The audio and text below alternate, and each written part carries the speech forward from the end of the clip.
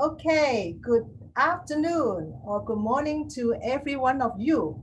Welcome to our monthly mastermind session for May. Actually, this one is for April. I move it to May because today is a really good day because it's the labor holiday in most of the countries. And my name is Rita Chui. I'm the founder of Asia HRM. And Asia HRM is a professional community for human resources practitioners to help stay ahead of the curve, keep abreast of the latest information of HR trends, and the best market practices. And we do have the mastermind session on a monthly basis. And this is the Asia-wide. We also have the mastermind session on the countries basis, like we have one for Malaysia, one for Indonesia, one for Bangladesh, and one for Cambodia, and so forth. So anyway, welcome everyone. And let's go through the rundown of the day, okay? So firstly, we will have the sharing from our speaker today. So I'll give the introduction of our speaker today. And then after that, I already prepared some questions about the topic of the day. And the topic of the day, as you all know, that is HR agility. How do we implement it in our own organizations? And so after the sharing by our guest speaker today, we'll break it into different rooms so that each room will based on the question that we assign for them to come up with, to share and exchange their experience on that topic. Then, and in that team, you also need to have a representative to speak on the summary of the discussion, okay, of that team. Then after that, we'll go back to the main room to share the discussion summary of each of the team. Okay, then after that, there will be the end of a session. And we all really hope that through sharing, we will learn from each other. Okay, so for the topic today, as I mentioned earlier, is HR agility, practices and implementation. And for our speaker today, we are really glad that we have Mr. Shivan Mishra. He is the head of HR in Nestlé Myanmar. He has been leading the HR team for Nestlé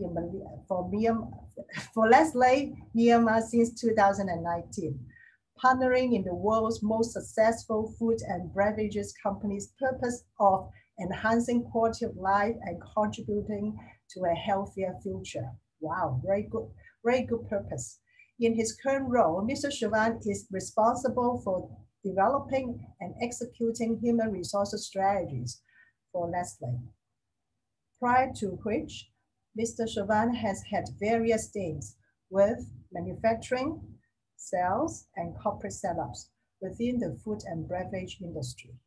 With a background in the fields of computers and human resource management, he is passionate about building an agile, insights-driven, and technology-enabled HR function. And as you know what, when I was inviting him to be the speaker of the day, I just thought that, wow, he's really a right person to speak on this topic with the current situation in Myanmar and also his background.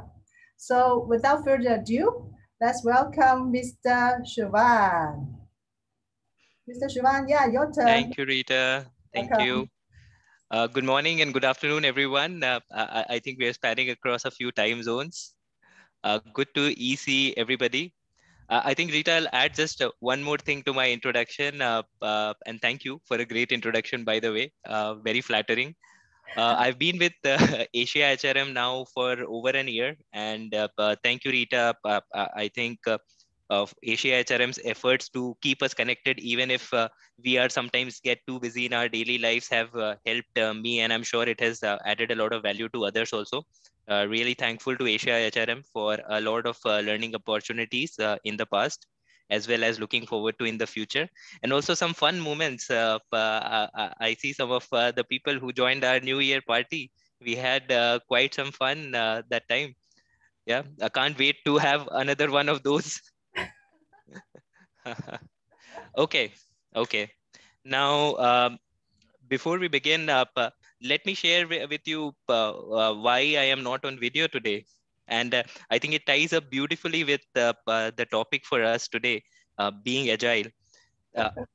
about a month and a half back, when Rita and me were first discussing about this session, possibly towards the end of April or the 1st of May, my initial thought was to actually say to Rita that, okay, maybe I'll do this session not now, maybe after a few months, because back in Myanmar, the internet situation was a bit tough there.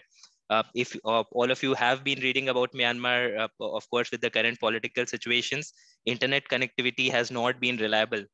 But then I figured it out that, okay, maybe the timing can coincide with my India visit, and then I will not face any internet issues.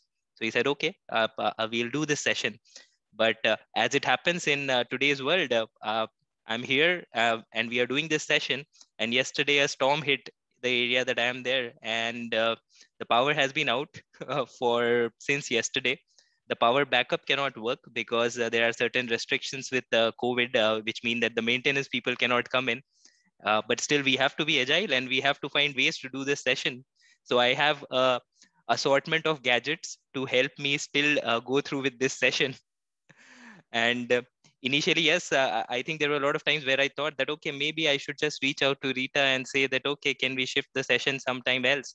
But again, the topic of the session does not permit us to do that. And that's what happens, I think, in our lives also, that we have to deliver while the world keeps changing, and we have to be agile about it. So, Rita, if you don't mind, now can we have the slides up?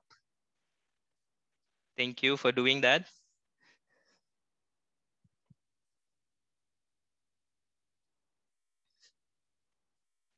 Let's just wait for a moment till we can see the slides.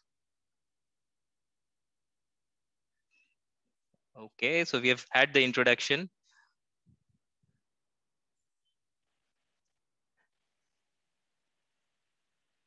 Thank you, Rita. Can we move on to the next slide? Okay, I think before we begin, it's also important for us to acknowledge what has been going on around us. We are in the middle of a global pandemic, which has impacted a lot of people in different ways. And we are fortunate, I think, to be healthy and safe here and to be able to join this session here today. So I would just like to acknowledge and salute the frontline workers who have been taking a lot of risk and who have been working hard to ensure that all of us are safe here. A shout out to fellow HR professionals on this call today, and of course others who are out there who have been working very hard over the last 1.5 years to support our teams and organizations through these challenging times. And let's continue to do that. Of course, right now I am back in India. The situation here is tough, but again, we see in tough situations a lot of inspiring efforts by people to help each other. And we have also receiving from a friend support from our friends abroad. Friends from Bangladesh have been helping us. Friends from Singapore, Hong Kong have been helping us. So thank you so much for everyone who is contributing against this fight. Let's continue to take strict precautions to keep ourselves and everybody around us safe. So now let's come to the topic at hand today. So can I move to the previous slide, Rita, with the picture? Okay, time for our fellow participants to chip in. Can anybody identify the picture that is being displayed on the screen? You can unmute yourself and share, or if you want, you can put it in the chat box. Can anybody identify what is this picture? Construction of a bridge. Construction of a bridge, okay. So that can anybody identify which bridge or where is this bridge? Or have they come across this picture before? I cannot identify where the bridge is situated, but Yes. I can add that when the bridge was constructed, the river is under the bridge. But once it has been made, the river moved from the bridge. Fantastic, so now the fantastic. bridge is useless. I guess absolutely so. Correct. I think as Jakar has also identified, the bridge is not over the river. So yes, of course, as we can see from this picture, there is a bridge, looks like a pretty good bridge in pretty good condition, but it is over dry land and the river is just beside the bridge. So there is a very interesting story behind this bridge. So this bridge is called the New Choluteca Bridge.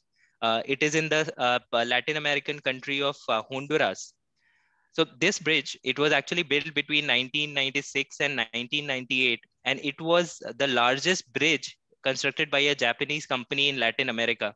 It was actually an engineering marvel in Latin America at that point of time. However, soon after the bridge was built, there was a hurricane in Honduras, and many bridges, including the old bridge near to this bridge, as well as a lot of other infrastructure, was actually damaged or destroyed in this hurricane. But this new Choluteca bridge, as you can see, was not destroyed. It only sustained minor damages, which is actually a nod to the amazing engineering that created this. But what happened is, while the bridge did not actually suffer from much damage, you can see that the roads leading up to the bridge on either end, they actually vanished. So there are no roads. You can see it in the picture.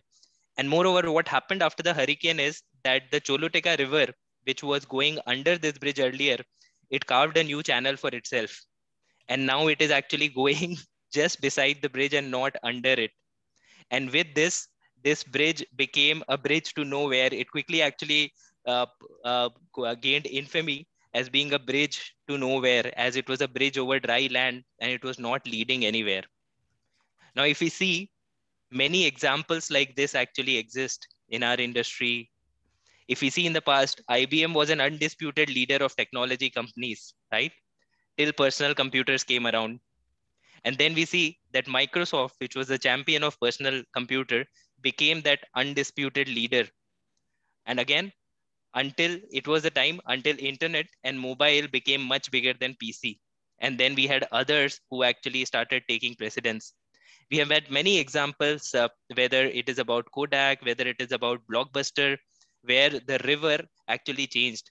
So we kept building very, very solid, amazing engineering marvels of the bridge, but then the river changed its course. And then what we had built became irrelevant.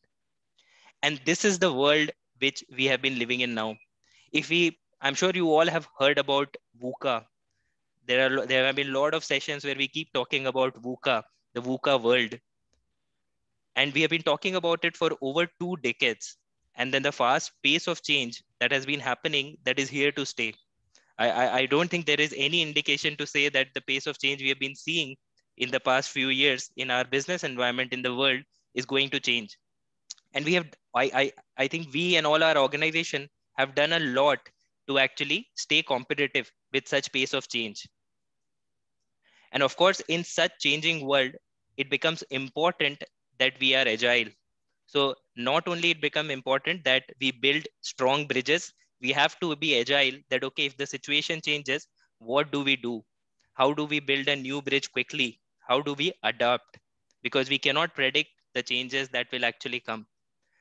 So today we will talk about this concept of being agile. This is not a session to talk about implementing agile methodologies. So this is not I'm not an agile consultant. What we are going to actually talk about today is be an agile mindset. And of course, some ideas about HR agility. After this session, I hope that you will be very excited about agile philosophies, and you will actually look forward to exploring those more in detail for yourself and your team. So Rita, can we move on to our next slide? So let me put this very simple question to our participants. Can we move to the previous slide, Rita? Thank you. So it's a very simple question. What is agile? So can I request our participants here, can you share your opinion? What is agile? Let me request you to put it in the chat box. When you hear about agile, what comes to your mind?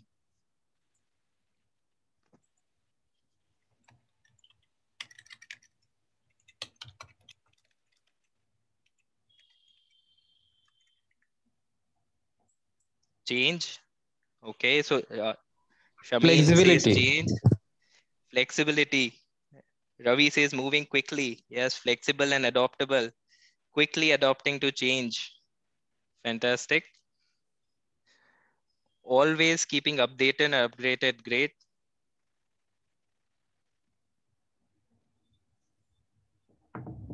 Okay. Thinking fast, acting fast, responding fast. Thanks, TK.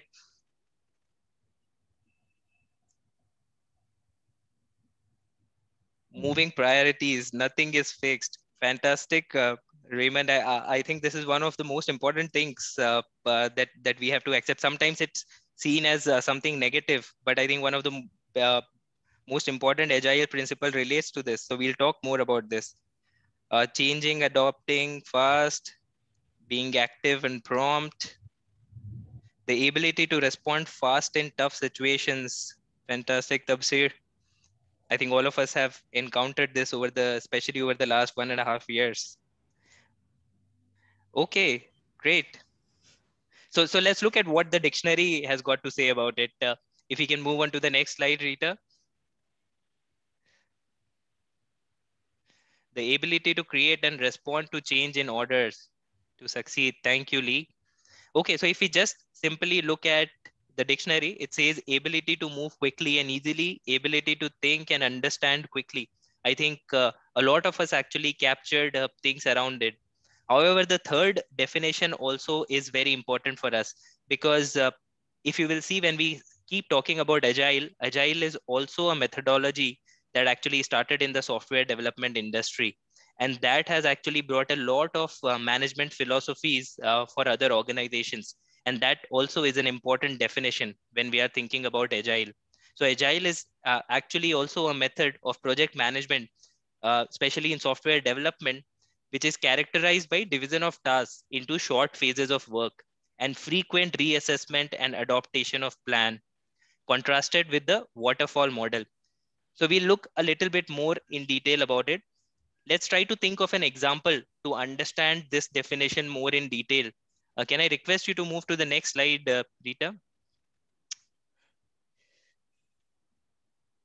So let's think about a rock climber. I think because this has been one of the best ways to think about agile and understand agile that I came across while reading about and understanding about agile. So this was an expert who explained it like this, that think about a rock climber who has to climb a rock. What will be an agile way to do it? So can you share your opinions? Let's say you are a rock climber.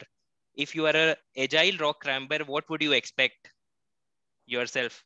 What would it mean to be a agile rock climber? What comes to your mind when I say an agile rock climber?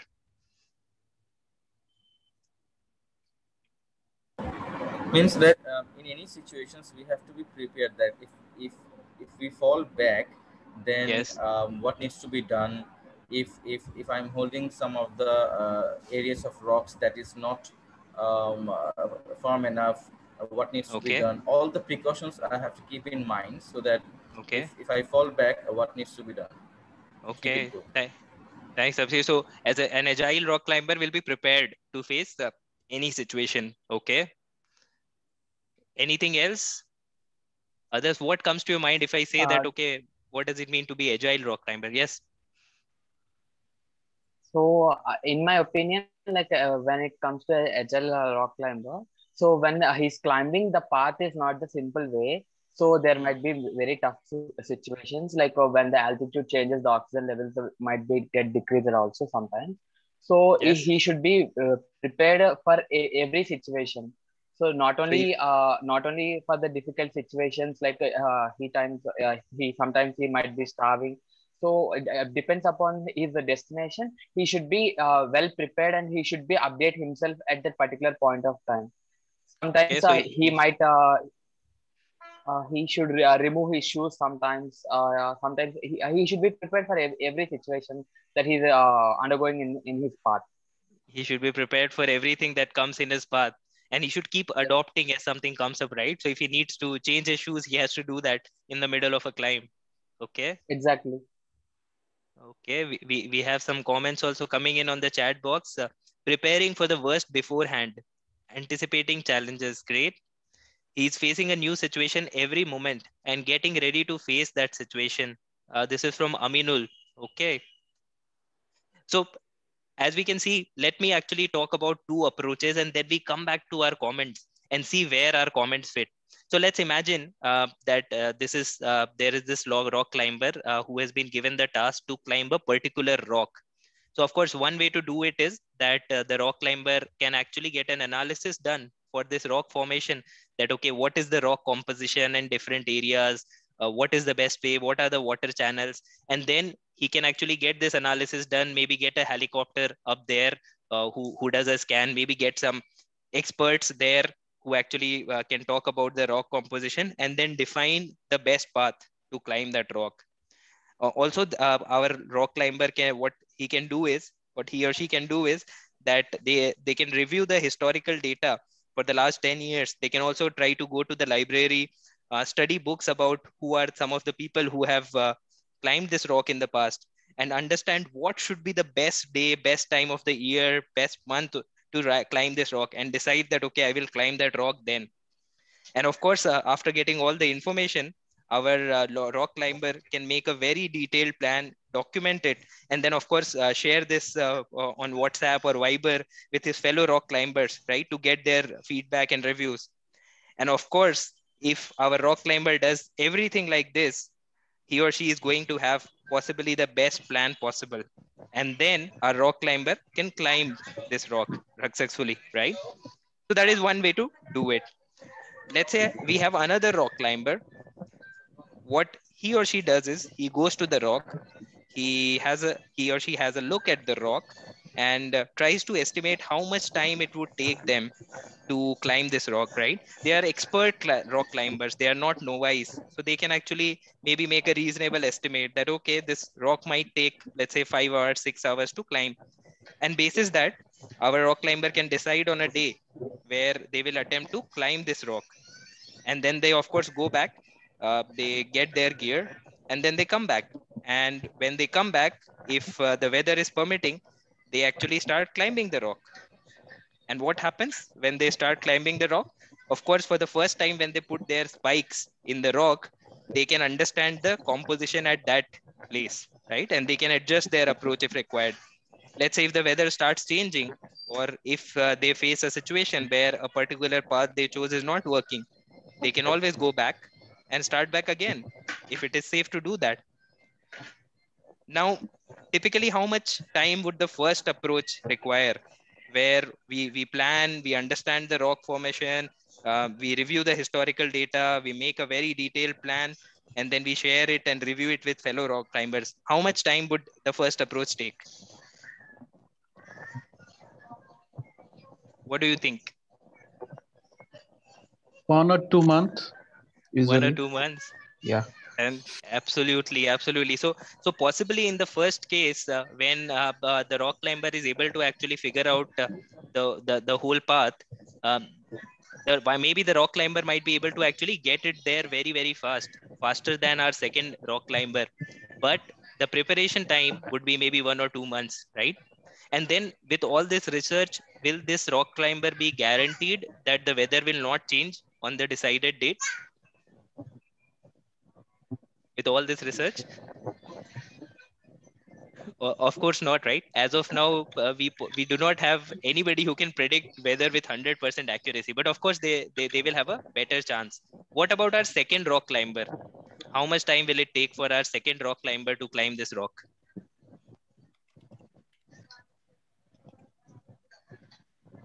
So our rock climber estimated that maybe it will take them 5 or 6 hours. Of course, they are not as well prepared, right? They are learning and adopting as they go. So maybe they will encounter some challenges and it might take more time. Maybe the weather on the day they chose does not work and they have to come back again. So still, maybe it might take them 8 or 9 hours, or maybe if they have to come back again, it might take them another day, right? But still, compared to our first rock climber, they will still be able to finish the job in 2 or 3 days, compared to our first one, who would take possibly 2 or 3 months and who would be spending several $1,000s doing all what they thought about it. So coming back to our own comments, right, about an agile rock climber. So of course, the agile rock climber has to prepare for each and every eventuality that can come. That is one of the things that we were thinking about, that the agile rock climber has to be well prepared. But that is where this technique comes in, right? That is a given, that when we are working on a project, working towards to deliver something, we have to actually, we will encounter a lot of different challenges and changes. And possibly, if we decide to prepare for all those challenges at once, we might need those 2-3 months to climb the rock. But there is another approach, which is the agile approach, which is iterative and incremental, where we actually start doing something, we take a little bit of a risk, we start doing that, and we learn as we go. And as we learn, we keep adopting. It does not mean that we do not do any preparation. But if we are professionals in that field, like we had the professional rock climber, this is how normally a rock climber would actually climb typically rocks, that they will go and they will adopt as they climb the rock. And of course, if they face a challenge, they can always go back. So the first one is focused, the first approach is focused on detailed planning to eliminate all the risk. While the second approach, the agile approach, is more focused on learning and then minimizing the risk, not through planning, but through iterations and incremental steps.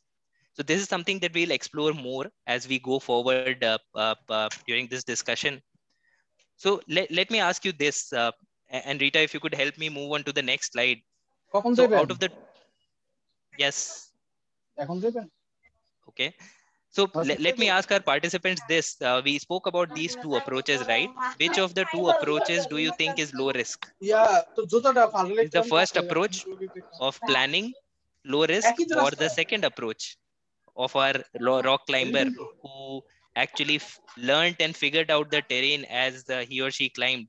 Which approach is lower risk? What do you think? You can share your opinion by unmuting yourself or put it in the chat. Is the first approach of planning low risk, or the second approach?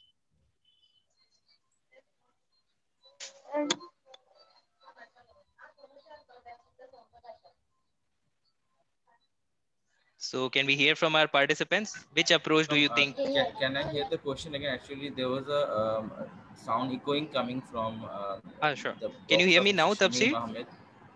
Yeah, I can hear. I would request Mr. Shamim to mute his mute his laptop or so that we can all hear you. Thank you. Okay, I think yes, Shamim is now on mute. Thank you, Shamim. So let me repeat my question. We spoke about two approaches to rock climbing, right? The first approach was planning in very detail, maybe taking 2-3 months and then going for the climb. The second approach was the rock climber came, had a look at the rock, made some estimates, and then came back prepared possibly the next day and started climbing the rock, learning about the terrain, learning about the different options as they went up. So which of these two approaches is low on risk? What do we think?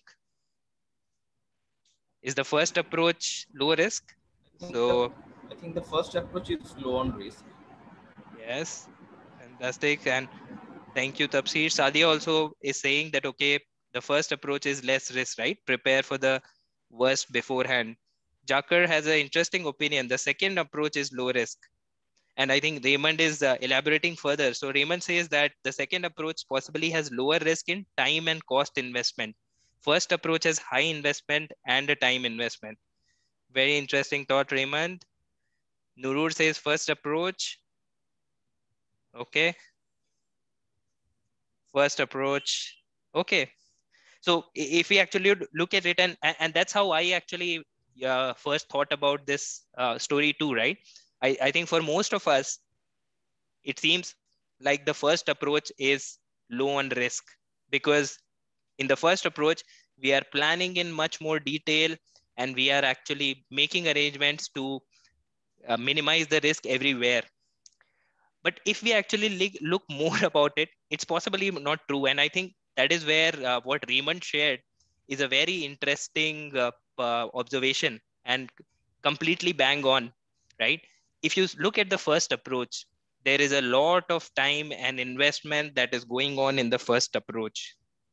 So let's say in this 2 to 3 months, if something changes, Or let's say if there is a mistake in, let's say, the analysis of the rock, and then the path that was decided is now not actually valid, then everything has to be done again, right? So upfront, there is a lot of investment in terms of money, in terms of time in the first approach.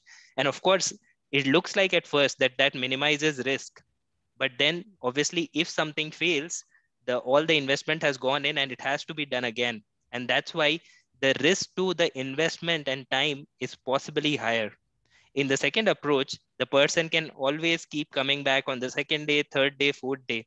And it is not very likely that they will need, let's say, 2 to 3 months to actually climb this rock. And that's another way to look about it. So if we look at our, if we can go to our next slide, Rita.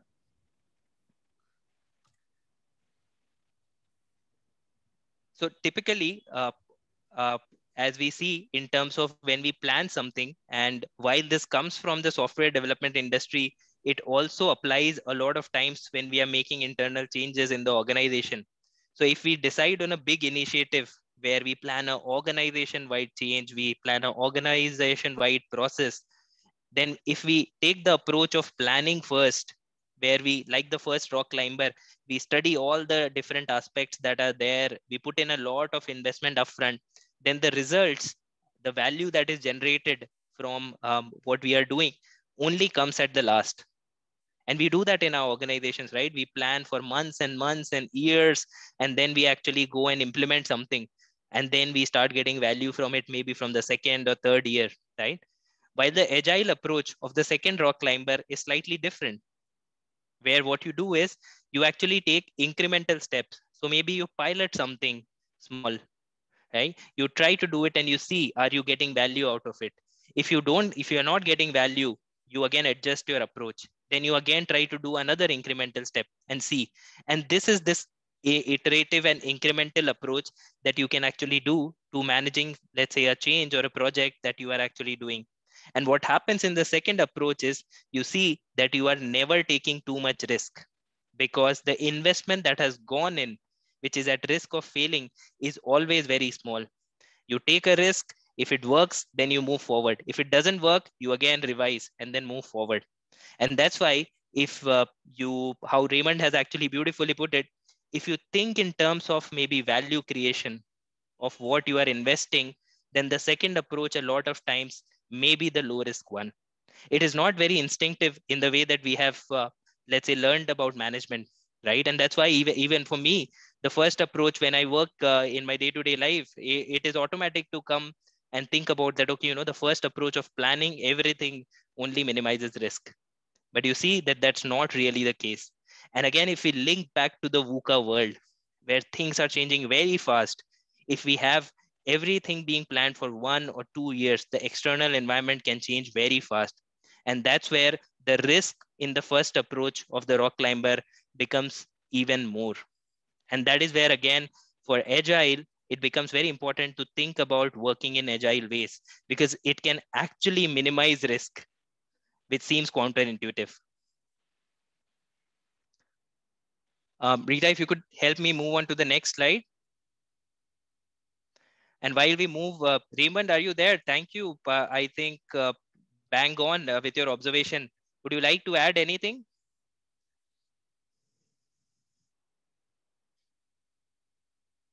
I don't know if Raymond, you can hear me.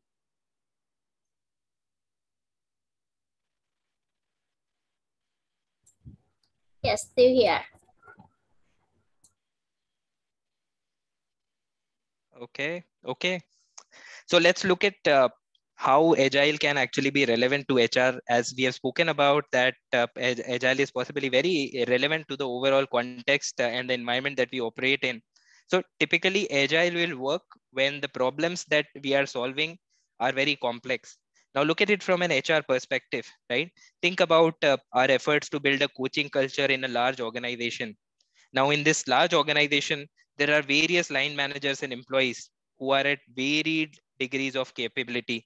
They are dealing with varied challenges. There can be employees in manufacturing dealing with different challenges compared to people in sales, compared to people in R&D. And of course, everybody is again operating in very varied changing environments. There can be somebody in a market like, let's say, a Myanmar or Vietnam developing, changing very fast. Let's say there can be somebody in a market which is very stable, but in a completely different environment. So again, as HR, we are actually dealing with problems which are very complex, which can be very complex. So it meets the first criteria. So Agile can be relevant in solving these problems. The second criteria for Agile to be relevant, that requirements are not specific and will likely change. Now think about how as a HR, you have been dealing with COVID-19 crisis for the last 1 year or more, right? Our businesses have to adopt very fast, and the need of the business and the employees from HR have changed a lot. Regulations have been changing very fast. Things which used to take years to change now have been possibly changing every month or every few months or so. And sometimes they can even be contradictory or ambiguous. And again, so we have to deal with an environment where requirements are sometimes not specific and they are also likely to change. So again, if the thing that you are working on meets this criteria, Agile might be relevant for you. Think about situations where solutions are initially unknown. So think about, let's say you as a HR professional are trying to help a new company, a startup, or let's say even an established company going into a new market. So they are expanding into a new market where you don't have data, you don't have benchmark, you don't have a lot of other people to take advice from, and you only have a broad idea of the potential and the challenges. So you don't know what are the different solutions that will work in this situation. Again, if the thing that you are facing meets this criteria, solutions are unknown, Agile can work for you. And the fourth criteria is where close collaboration and rapid feedback from users is feasible. Now, again, think about as HR professionals, when you are building people processes or HR policies within our organizations, it is very much possible to actually collaborate with our employees who are the users of these policies or processes and get rapid feedback from them. So again, when working with something like this, Agile mindset is very relevant. So as you can see, the Agile way of working can come in pretty handy if you are an HR professional. Rita, can we move on to the next slide? So what does HR agility look like? Now, if I have to put it in one sentence, I would say that if I see a HR team which is always trying to minimize the waiting time, which is trying to speed up decision making, and which is trying to manage risk in an incremental way, then this team is possibly a agile HR team. Typically, this team will have certain observable characteristics. So you'll see that people in this team will have a sense of ownership and authority. They will be able to change direction fast when required, and they will be resourceful. So let's take an example. So let me talk about one of the teams that I worked with in HR. So there was this team. This was a recruitment team, and they were actually dealing with a very competitive talent market where attrition was very high. The historical attrition for the last 3 years was in the range of 20%. And they had to do a lot of recruitment, and they were actually sometimes even struggling with it. And it was very challenging with the turnaround time on recent hires being actually 45 days, while what they were trying to support was a very fast growing business which needed talent and people very, very fast. So to this team, we actually spoke about how to do things the agile way. We spoke about these things, and then we took a very ambitious target. So we told this team that, okay, from 45 days of turnaround time, you have to now hit 25 days within the next 6 months. And how you are going to do it is actually using these agile methodologies, where you will try new ideas, you will try different things in an incremental and iterative way, and you will make small improvements over your past. We obviously, to make it possible, we gave them an example of another team somewhere up in the different part of the world, which had achieved this. So it instilled the belief in the team that, okay, this is possible to do. What happened was that after 6 months, this team was very easily able to achieve the target that they had set for themselves. And not just that, in their first year, they took down the turnaround time from 45 days to 17 days. And then in their second year, as of now, their turnaround time is in single digits. It's around 8 days. And all of this with 100% manager satisfaction scores. So they do a survey where they ask the managers that, okay, the recent hires, how do you like the quality of their selection? And they have 100% positive scores on this. Now, how did they do that? Because they had an agile mindset. So if you see, we spoke about the 3 characteristics, right, of HR agility. So first, has a sense of ownership and authority. Now you see, this team, they invested their own efforts and convinced others to invest in talent pipelining. So what they did is they analyzed the attrition data. They understood the positions that were most likely to fall vacant, and they actually invested their time upfront, and they also convinced the hiring managers to invest their time upfront to create a pipeline for these positions. So even before the position has become vacant, they are creating a pool of candidates who are willing to take up that position and suitable. Now, this is where they showed a sense of ownership. They could have always waited as per the process that, okay, when a vacancy comes up, then I'll start working on it. But no, they took up ownership and they invested their time and efforts beforehand, and they convinced others to do that. The second characteristic of an agile HR team we spoke about was changes direction fast when required. Now, this team, where we spoke, you would remember we spoke to them about how to operate in an incremental and iterative way, right? Make small changes which will actually build up towards very big results. Now, they were very fast. The changes they were actually planned to implement over the next 1 or 2 years, they actually implemented those changes within the first 6 months itself. And that was one of the keys to their amazing results, for them surpassing what they had targeted for themselves. For example, within the first year, they upgraded the referral program. They adopted new digital tools. They updated the process itself to actually make it faster. The third characteristic of an agile team we spoke about is being resourceful. Now here, again, if we actually look at this agile team, that how did they achieve these amazing results? What they did is that they observed that one of the things which was delaying their turnaround time was a restriction on the hiring date. So the hiring date always had to be on 1st of the month. And they went back and they see that, okay, historically, the compliance team and the IT team, they have worked out a process basis which the hiring can only be done on 1st of the month. Now, this team, they were resourceful. They actually got, they used their HR network. They got a very good legal consultant. And then they discussed the process. They got the legal consultants advised. And using this advice, they were actually able to influence the compliance team as well as the IT team to change these system restrictions. And they were able to actually make the hiring date flexible. Again, you will see that this team was resourceful. This team did not wait for others to come in and provide the solution. They went ahead, they leveraged their network to get this legal advice. And then they went ahead and influenced the other teams to make the changes that they were looking for. So, Rita, if you could help me move to the next slide.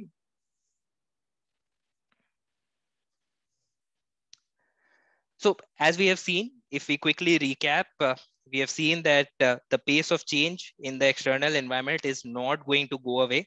And that is why possibly a different way of looking at things, of doing things, of even looking at risk management can actually help us adopt faster. We have seen the situations where this agile way is actually relevant. We saw the four criteria where agile can work, and we saw that it can be relevant to us as HRs. And of course, now we have seen that, okay, how does a agile HR team look like, right? So if now we are actually very excited about agile, so obviously the next question comes to our mind, okay, so where should we start implementing this? Should we implement this in our company? Does it work for a startup? Does it work for FMCG? Where does it actually work in the real world? The answer to this is that it is very, very likely that all of us have already somewhere or the other implemented agile thinking. If you actually look at it, the external environment has been very, very tough, right? Over the past decade or so. And that's why most of the organizations, they have somehow organically implemented agile ways of working.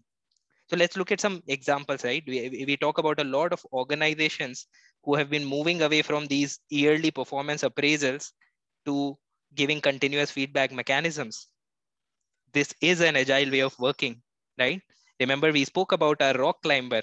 So our rock climber takes feedback continuously at each step and then adopts the approach. So this is what the move away from performance appraisals to continuous feedback helps in, to make constant adjustments to the way that we are operating.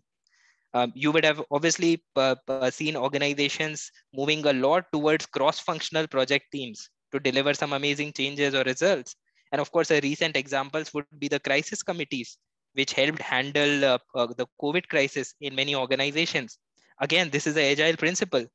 The crisis teams, the cross-functional teams, they come together and they work in an iterative and an incremental manner, right? They have to implement changes fast. They have to make decisions fast. They get everybody together and then they make incremental decisions, and they meet very frequently to actually reflect on those decisions and make adjustments where needed. You would see that a lot of organizations have moved from the annual succession planning, where we would review possibly our 3-year, 5-year, sometimes even 8-year succession plans, to actually quarterly updates, because things change very fast. So we adopt our succession processes, right? You would also see that there is a lot more of HRs taking assignment in other functions, and even other function experts coming and taking assignments in HR. Again, if you will see, this relates to the agile methodology that we have been thinking about, new ways of working, right? So as an HR, you can you are open to take up a different challenge, and then you contribute to new ideas, which can again be experimented in an incremental way. And similarly, it applies to somebody with, let's say, less HR experience coming into HR and again coming up with different ways. So in true sense, if you see, all of us have already organically somewhere or the other would be working in agile ways of thinking. It's more of now maybe looking at it in a structured manner to see what are the other areas where actually we can benefit. But one thing to remember, as we spoke about, agile is incremental and iterative. So possibly if we try to make a change of agile, let's say, make it a big organizational agenda, it won't work. In true sense, an agile will work if we start small, and then we have to slowly build agile in our HR teams and maybe then in our organizations. And when we have to start small, where do we start first? We obviously start with ourselves. So Rita, can you help me move on to the next slide? If you have any questions, please feel free to put it in the chat box. I'll keep checking the chat box. Thank you, Lee, for some of your comments. Capability to quickly and easily identify issues that need to be addressed, decreasing the time it takes to develop and implement response. Fantastic, Lee. I think the second point especially is what agile mindset is all about. Incorporating analytics, design thinking to predict, and then target programs with high less probability. Fantastic. All of these things actually, yes, contribute to us being agile. Okay, so let's look at agile mindset. Now, if we have to start building an agile mindset, as we spoke about, first we have to start from ourselves, right? Possibly it's not a good idea to to start and plan a big change, overhaul of the organization, because that's not what agile is about. Agile is about incremental changes. So we start from ourselves. And to build an agile mindset, we have to champion a few things. And what do I mean by champion? By championing, I mean first, start doing this yourself. Second, encourage others around you to do that. And then third, that as HR professionals, try to build the organization processes and systems around these things so that eventually it is built into the culture. Again, don't start the other way around. Don't start with organization processes and systems. Start with yourself, doing these things yourself, then encouraging others, and then building the organization and processes around it, which will eventually result it into possibly this being ingrained in the culture. So, but what are these things that we have to start doing ourselves to develop an agile mindset? Let's look at the first thing. If Rita, you can help me move to the next slide. Okay. So the first part is over communicate, right? it's not really a very positive word, right? Over communicate. But it is very relevant if we are trying to build an agile mindset for ourselves. So for when we talk about over communicating, the first thing is be transparent, right? So what do I mean by be transparent is, as HRs, professionals and HR teams, we would be working on a lot of things, right? And a lot of times we are working on these things with our teams, but possibly we don't see a need to, let's say, share it with others. But if we are having an agile mindset, it might be good to transparently share everything that we are working on, even our plans, even our mistakes, even our challenges and targets with others in the organization, right? If you share it with everyone, maybe most of them would not even go through it. Maybe they will not even respond. But the small number of people who would actually look at your plans might actually respond. And that is where a lot of feedback, a lot of new ideas could come from. And that is one of the first aspects of actually an agile mindset, where we again take a lot of continuous feedback. So let me share an example. I worked with this team, and this team was working on scaling a very small business very, very fast into a large organization. And one of the challenges that we were facing as the HR team is that we had a very large set of policies which were there, which were developed about 5 years ago when the business was much, much smaller. These policies were maybe not very relevant as we were growing faster and faster. And now we have to actually maybe change or update all these policies, which are worth maybe a couple of years of time of different HR teams very, very fast as we are growing faster. So how do I actually go about doing it? So of course we went the traditional way. So we reviewed, we got our center of expertise, people come in, help us, and we looked at different areas. But one thing that we did was over communicate on this by being transparent. How did we do that? What we did is we actually published our draft policy, everything, to a set of employees. And we asked them, hey, this is what we are planning. And this is what we are working on. And these are even our comments as HR team, why we are actually working to change this. And what do you think? And we got a massive response from these set of employees. They were very happy that, okay, so HR is actually transparently sharing about what they are working on and why they are thinking about changing, let's say, a certain policies. And they came up with some really, really good inputs, especially about how we will even handle, there were ideas even how we will handle employee indiscipline coming from employees. And this actually helped us bridge a lot of gaps in the policy, which we could not have foreseen, or it would have taken us years to actually research and go into that and do that. So we got some great inputs by being transparent. And later we actually decided that once we had updated everything, we decided to include even some processes and everything in one document, and we published it to the whole organization. And again, we benefited because some of the people still identified some areas where where possibly there were some gaps. And in fact, we identified some compliance and payroll gaps by one of our employees in one of our factories. And we were able to again quickly correct that. So again, in terms of over communicating, be transparent in sharing what you are working on. It can actually work wonders, and it can help you do things very, very fast with limited resources. The second thing in terms of over communicate, I would say, is seek feedback. It's not just enough to be open to feedback, but we have to go ahead and seek feedback from others and try to seek multi-directional feedback.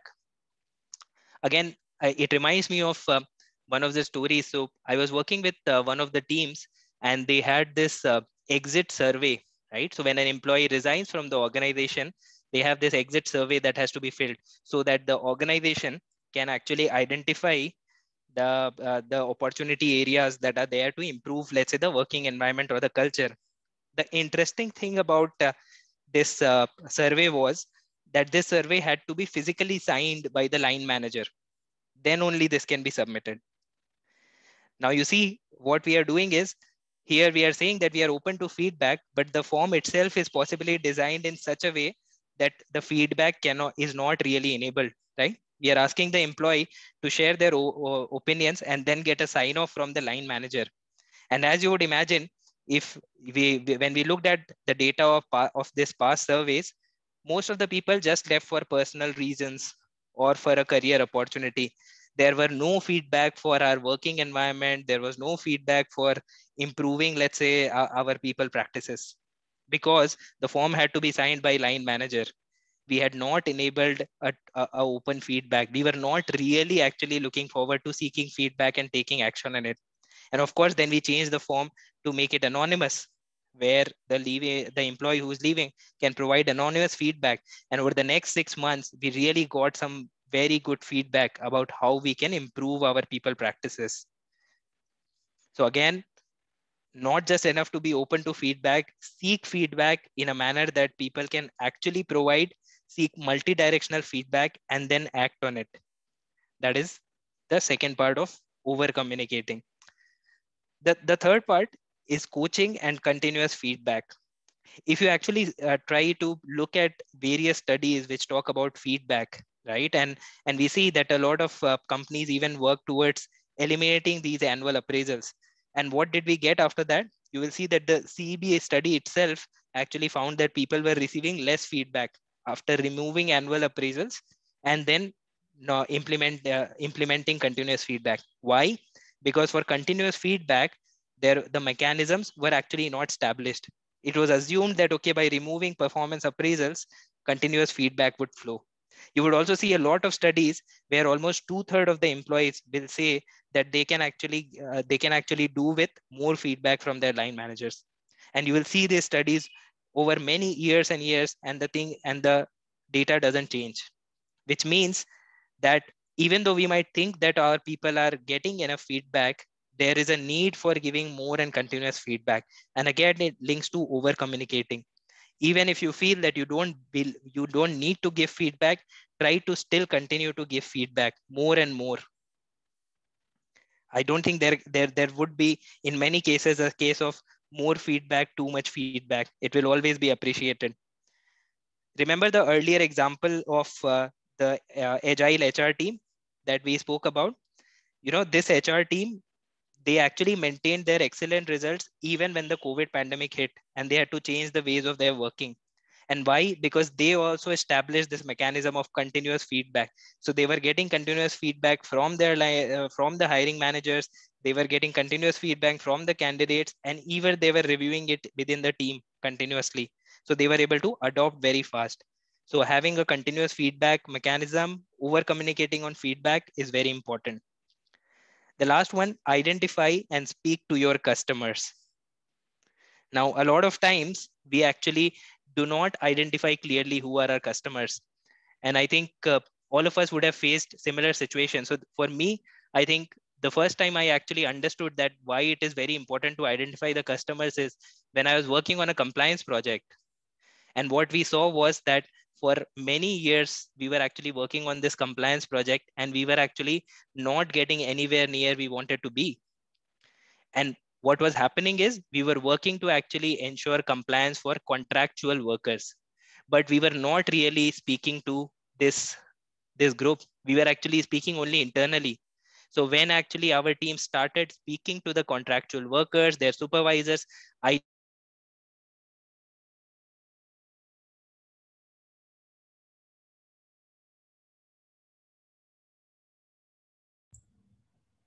Hi, Mr. Shivan.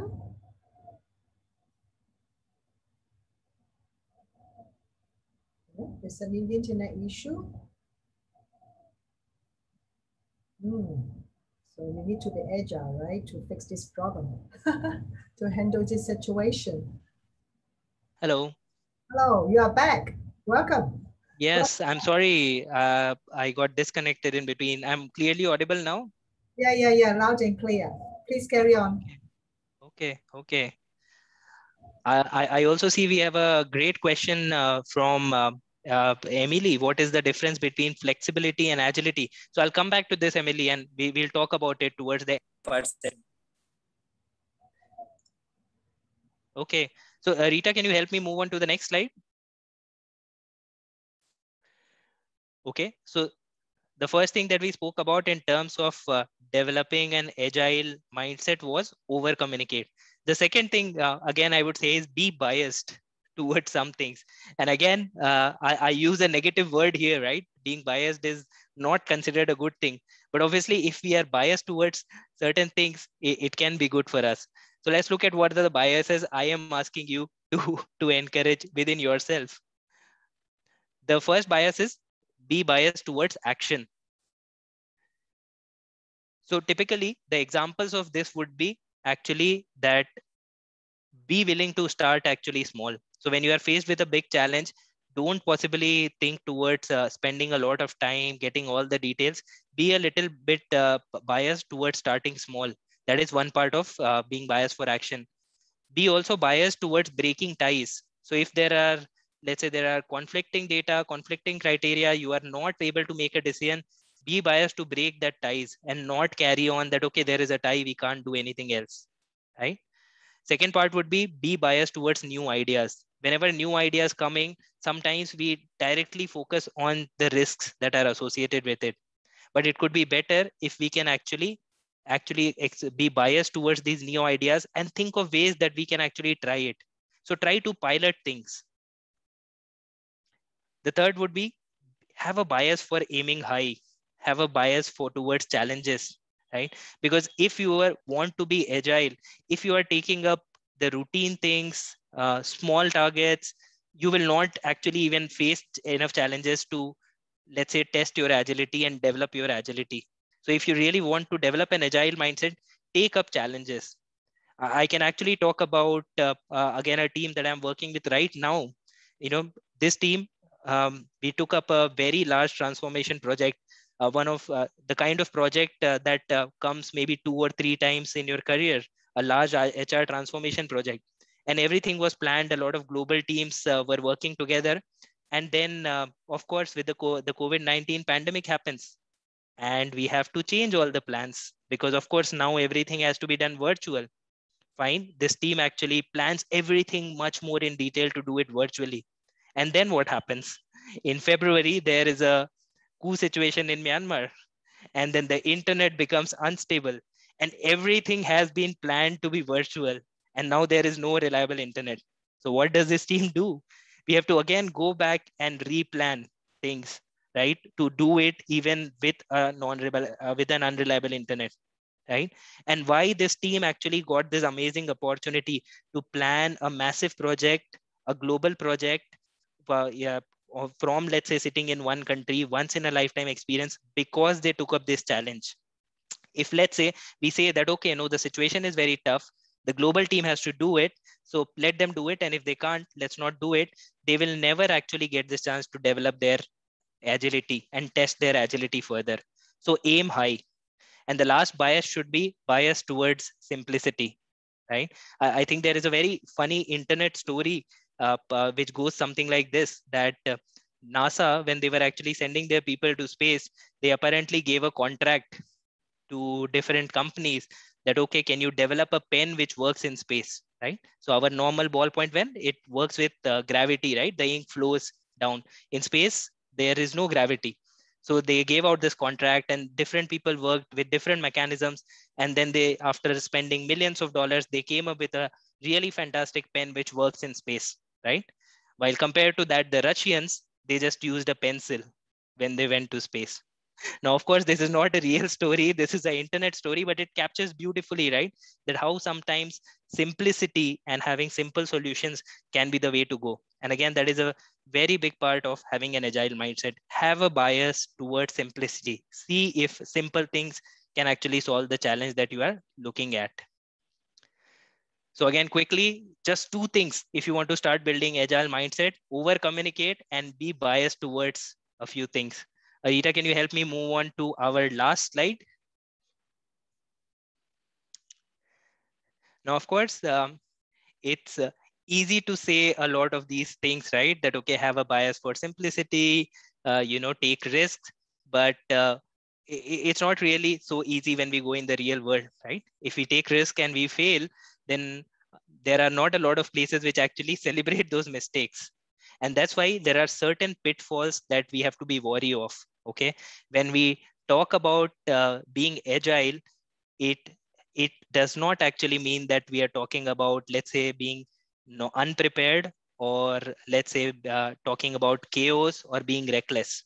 And I think it would also tie up with the question that was asked by Emily some time back. So it is also important to remember that where agile does not apply. Okay. So the first thing is, if you are being agile, it doesn't mean that you are being reckless or unprepared. Okay. In the right context and in the right way, agile actually minimizes risk. So we saw the example of the rock climber, right? If the right context and the right technique, it's not that the rock climber was reckless here. The rock climber was an expert, and the rock climber did take some time to go back and bring the tools. They were not being reckless. So if done the right way, it can actually minimize risk. Okay. But agile is not about being reckless. Second thing, we need to have the basics right for being agile. Okay. So agile isn't about chaos or anybody can do anything in any way possible. It has a background of stability to it. So think about again our rock climber. Our rock climber has to be first healthy and fit to even able to actually go about this rock climbing. It doesn't matter whether our rock climber takes the first planning way or the second learning way. The first basic criteria is that the rock climber has to be fit and has to have the rock climbing experience and skills.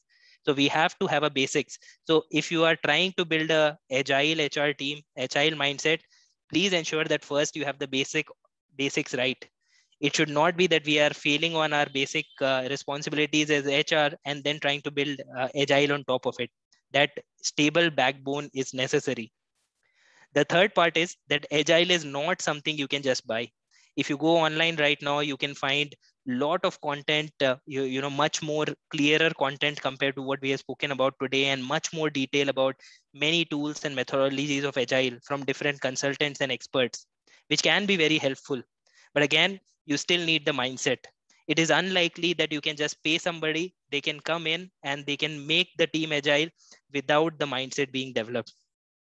And then the last thing is stay true to the iterative and incremental model. Don't try to bring agile as a big change, transforming everything. Start small and then build upon it.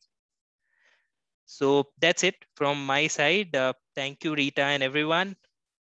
And if there are any questions, comments, we can talk about it.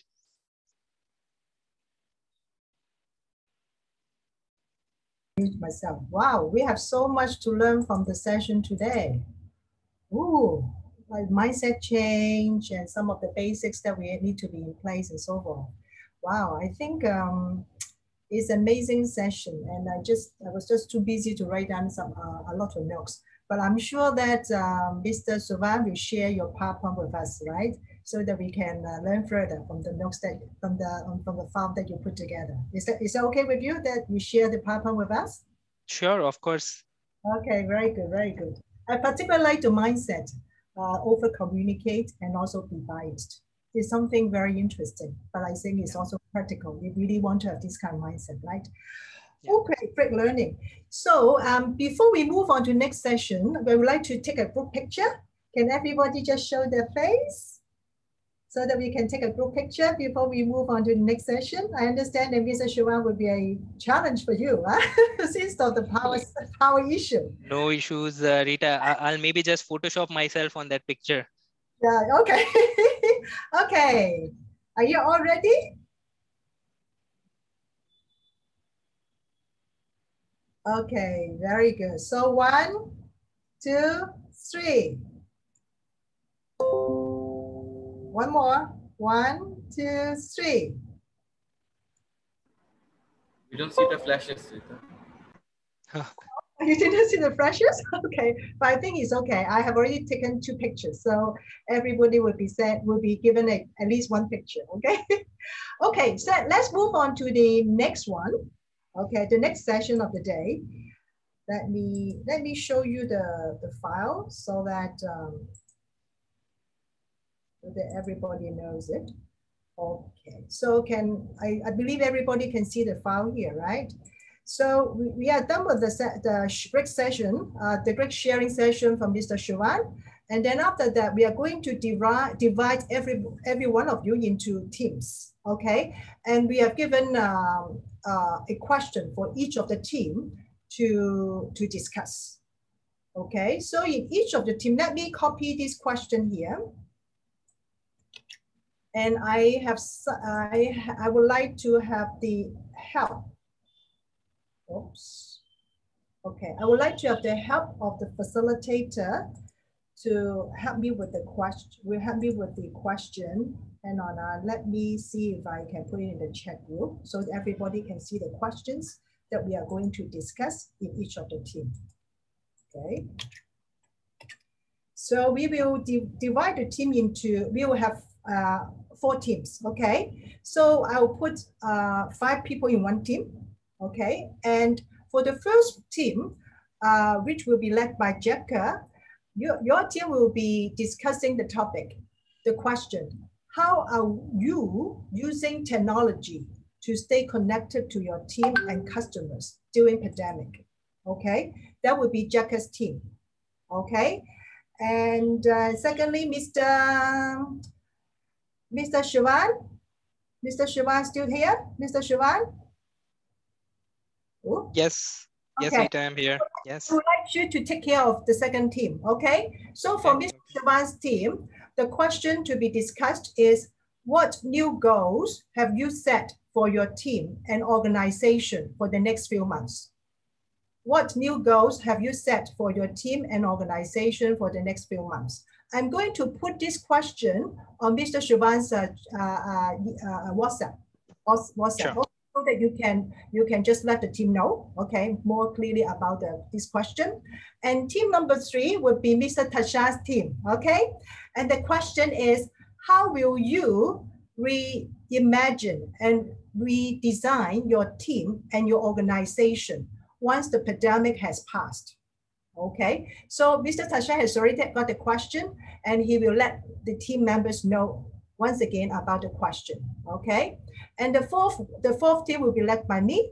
And the question is, how are you and your organization reacting and supporting key stakeholders and employees?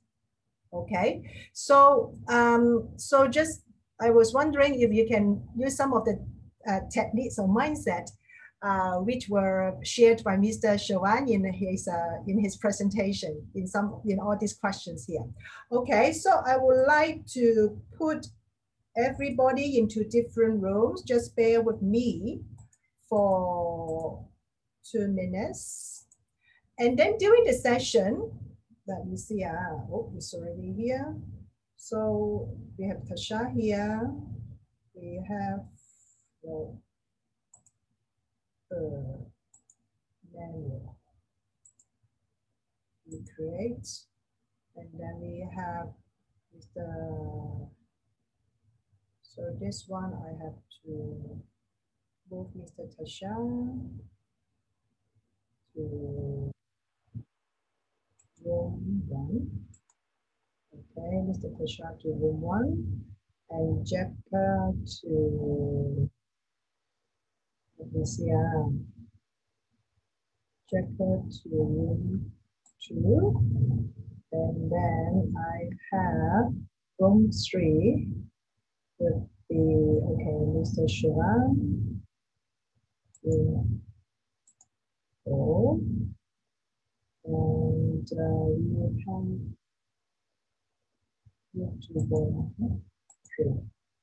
okay, let me take a look.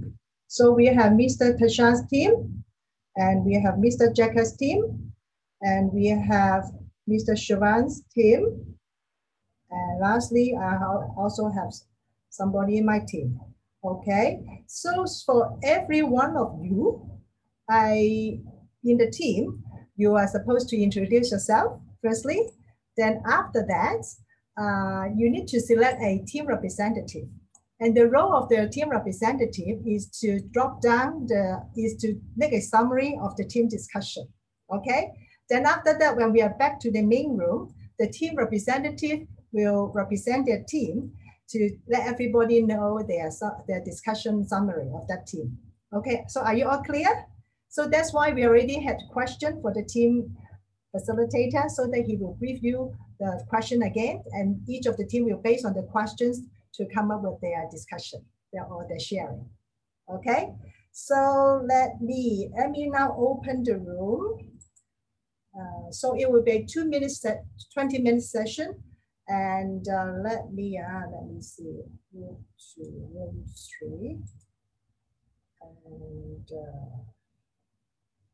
with Amy to room 4. Okay, let me open all rooms now.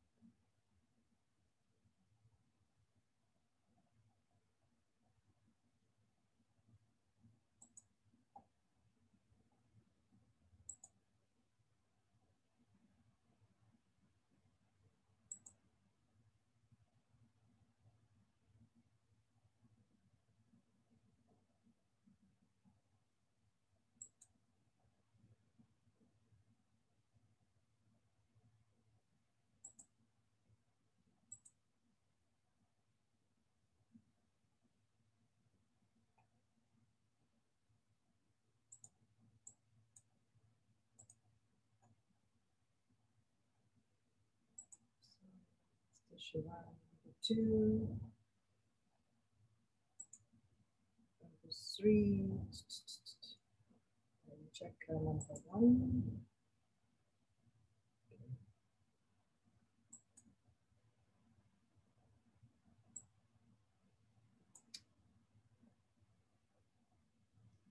So join you in this room.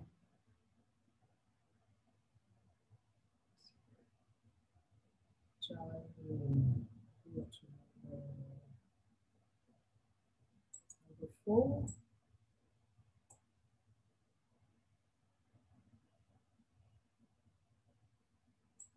Number room 2. Very strange. Huh? And,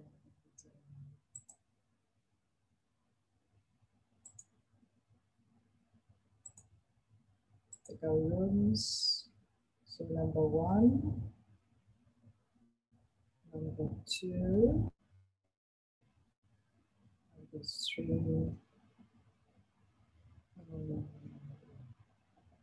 Move to number 3.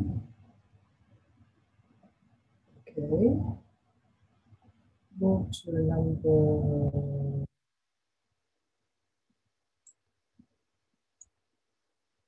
Move to number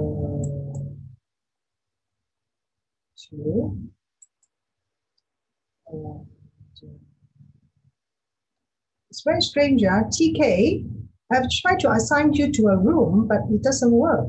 It's very strange. I'm not sure if because of the internet issue. Mr. Cabell, are you there? Mr. Cabell, you there? And Mr. Ahmad, are you there? Just very strange. I'm not able to do it. Not join. Maybe I assign you to room 2. TK, you there? In room, ask for help.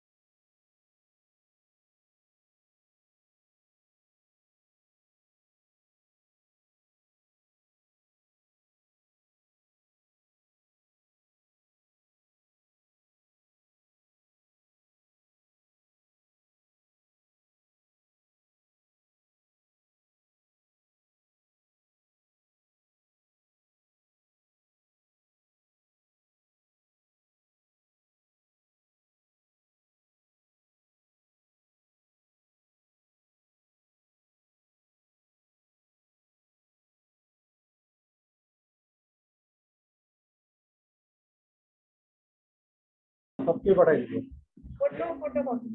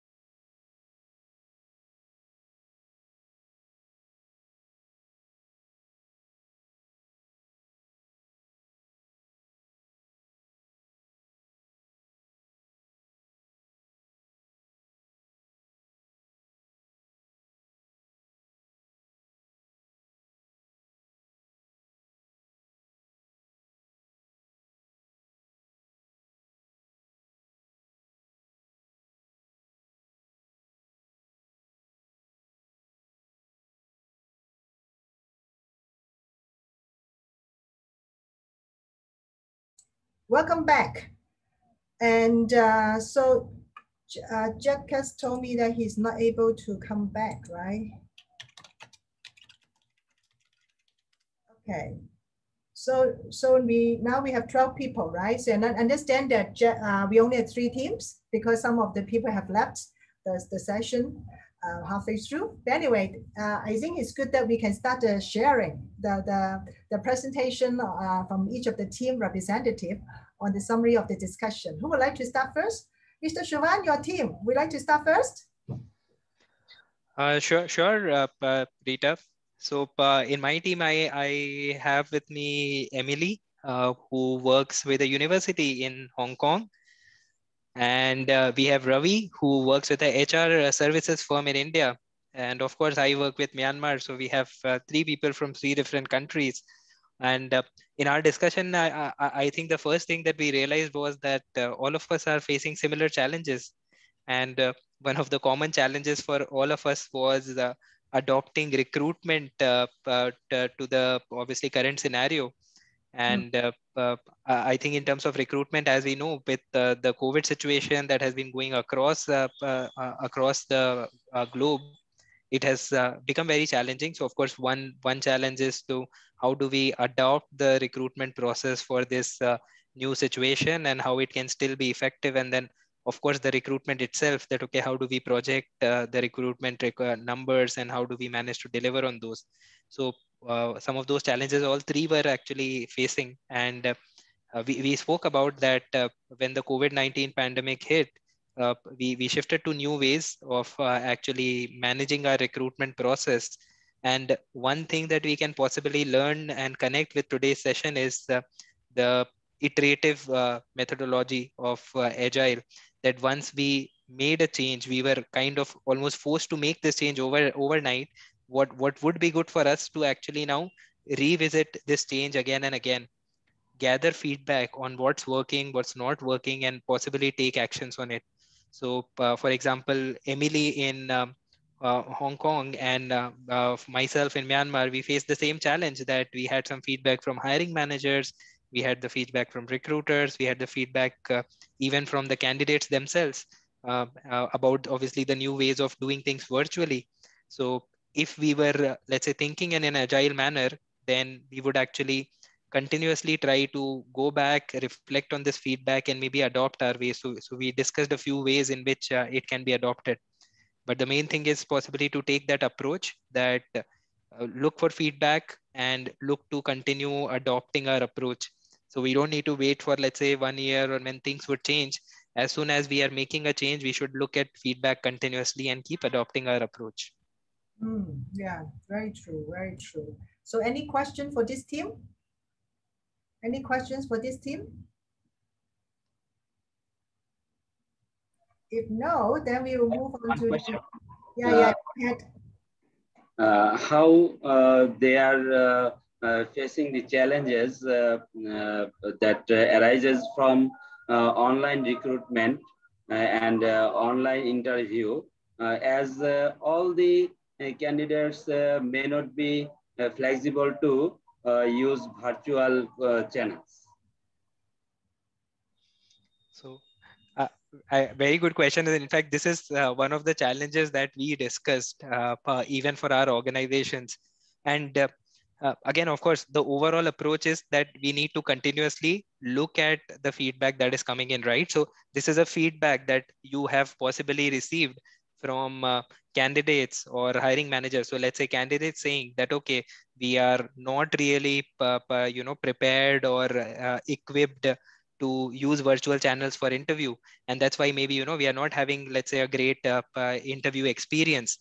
Now this is something that also happened to us, and now what do you do with this feedback? You have to take action. For us, if you look at it, there are certain jobs in this world now, in the new world that we are in, they will need to be done remotely. So let's say if we are talking about a job where, let's say, it is an office-based job which has to be done remotely, and then one of our candidates, they are not prepared, they are not comfortable to actually interview virtually, it actually for us is a red flag that this might not be the suitable job for this candidate, Because if the candidate is not comfortable and not prepared, you put this candidate in this job which requires virtual working, they are going to face a lot of challenges. They are possibly going to fail. But then that doesn't mean that this candidate is not suitable for all types of jobs. So for example, there are jobs in sales and distribution where even despite the pandemic, if you are in, let's say, you have to work in the market, and where actually operating virtually or connecting virtually with people, going attending virtual meetings effectively is not really a critical requirement. For those jobs, yes, we have to adopt our approach. So possibly, yes, virtual interviews will not work for these jobs, and we need to have the courage to possibly step up and say, yes, okay, virtual interview works for this job, but virtual interview does not work for this job, and that's why we have to actually come up with a different way. And this happened to us. And in fact, not when this happened to us, we not only took the decision that, okay, we have to do face-to-face interviews, we also said that we have to actually do these assessments at their place of work. So we should actually try that the interview happens in the city where the candidate is based, and possibly in the market, so that we do the assessment in the environment that the candidate is going to work in. But again, these are some of the exact solutions, but the overall approach is that listen to this feedback continuously, work on it, think of an idea, try to implement it again, listen back to the feedback that, okay, is this working or not? Very good, very good. Any other questions? If no, we'll move on to Mr. Tasha's team. Mr. Tasha, who is your representative? Who is the representative of your team? Okay, Rita, yes. I'm representing my team. Okay. Just give me 1 minute. I'm just charging my, plugging my laptop into a power because my laptop is running out of charge. Just 1 minute. Okay.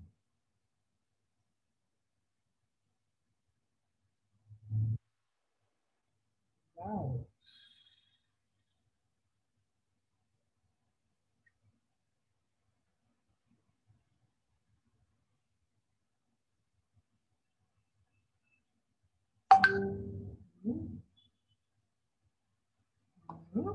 Very strange, huh? Jaka told me that the link is not working.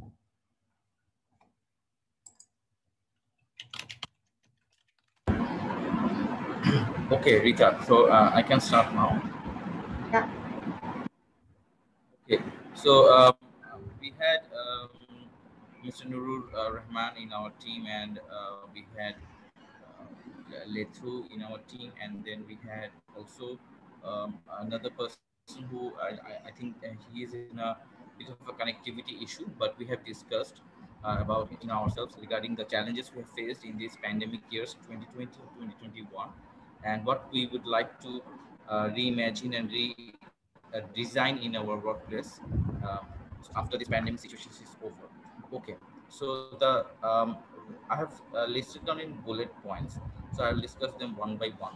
The first thing that came out while we were discussing is like, yes, we faced some changes in the work style, like we have faced a virtual working environment, we have faced work from home cultures, but still in different parts of the world and in different workforce demographics, it is found that still people have a fear of not going to the workplace and working from home. They may think that it is going to lose their job or their importance and all those things, because some of the employees have a primitive mindset that when they are in front of their managers or in front of the departmental heads, they think that, okay, the work is going on fantastically, people are present over here, people are I can see people working, but what happens is like when they are not improving their skills, their other capabilities, and they are just thinking that an activity is just productivity. Okay, and if I go to the organization, that is okay. So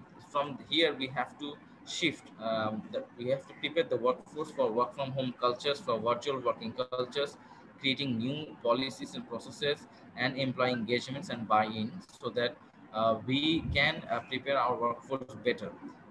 Okay, so this is one of the reimagine and redesign points from our part. And the second part that came out is e-learning. This is so important because now it is a challenge of creating physical training programs during this pandemic, but the need for learning stays there. And for that reason, it is important that to create an e-learning culture in the organization with all the tools and technologies required. Get it done from the top management. The decision making and the mindset buy-in, all these things, so that you can implement it down in the organization, so that e-learning continues and the people development continues. And the next point we had is like the HR service satisfaction survey from both internal and external stakeholders. See, the situations we are going through, it is new situations for both the internal customers and the external customers also. So all of them are facing tough situations or unforeseen events, new things. So it is important also to check with them that in terms of the HR services, that how we are doing, whether they need something new or not, and whether whatever we are doing, they're happy with that, so that we know their pulses and we know anything coming from them in advance. Okay. So this is another important point that we thought of. The next fourth point that we thought of is like preparing managers and leaders for on situational leadership model and inclusive leadership model also. Because in an organization, there are different type of employees. If we see that there are freshers, there are mid managers, there are top managers, and they have to be led in a different way. And no particular one leadership style can help to manage in an effective way. So in order for the people, for the talent to stay, for the retention to be in a good rate, it is important that we choose different situational leadership model, and also and we follow an inclusive leadership. Inclusive leadership, why? Because if we don't have all the ingredients, all the information from the bottom level employees, where they are working on ground level problems, then the decisions won't be sound decisions, and it won't be informed decisions from the leader's perspective. So it is very important that leaders don't only think in a just what do you call that, in a single mindset, but they have different various mindsets together, so that they can know the ultimate problem. Yeah, growth mindset, right? Yeah. Okay. The next thing is what we suggested is the networking and relationship management competency. Yeah, the next thing is the networking and the relationship management competency for the workforce. This is important because we never know that which particular stakeholder or which particular colleague will be our need for help in any situations. Like an accounts colleague or a supply colleague with whom we haven't talked for months or years, maybe I'll be requiring them on an urgent basis during this pandemic. So it is important that we maintain this networking and relationship management competencies with all the internal and external stakeholders, so that we can like in these agile situations, we can respond back quickly when we need them. Okay. And the last thing is the customer satisfaction measuring tool. We talked about it. So this was the last point with what we discussed. Thank you. Wow, a lot of great points. So just for Mr. Chavan and also Mr. Tasha, just to kindly put together their notes and then send it to me so that I can incorporate in the file that we use today, together with the PPT file from Mr. Chavan. And after that, we will send it to each of the participants. Okay, it will be a very valuable piece of training materials for all of us. Okay, and then for my team, basically we are. The question was, how are you and your organization reacting to and supporting key stakeholders and employees? And we stay with the word connectivity. We need to stay connected with our stakeholders and also employees, even if we work from home, because I think by doing so, we would be able to keep them engaged, and at the same time, in order to get their sense of belongings. And in terms of the ways of connecting with them, it can be Zoom meeting, it can be phone calls, it can be any form of communication mode, as long as we feel like the employees feel that they are not left out, they are really cared for by the companies, by having constant communication. Another thing is to share problems with let the employee share problem with the management, so that employee will feel that they are really will have somebody they could go to for solutions. And anything else, and also the employee will also think that they are being nurtured by the companies by having different kind of training programs. As I shared in the group, that some of the training companies do come up with an online team building program. In the past, we just thought that for team building program, we have to do it in a physical area, right? Nowadays, the technology is really wonderful. So I heard that one of the big banks in Hong Kong did organize the online team building exercise for the employees, and the employee was so amazed at the impact of that exercise, and they feel as if they did it in a physical venue. So it's so powerful, and they also feel the care given by the company. So that is the sharing that we have for the team. So any other questions before we close the session today? Any other questions? No, Yes, not questions, Rita, but just not questions, but just listening to your team's experience. I think we had a similar experience where we had to move obviously online in terms of employee engagement activities. And I think one interesting thing for us was that we were looking for partners, right, to help us organize these virtual events, because we said that, okay, we are not prepared to do it in an effective manner. And obviously we want the best event possible for our employees. And one thing we realized is earlier to do events, we would only look at, let's say, service providers or partners available in the same country. But now it's a virtual event. So we can actually get partners from anywhere.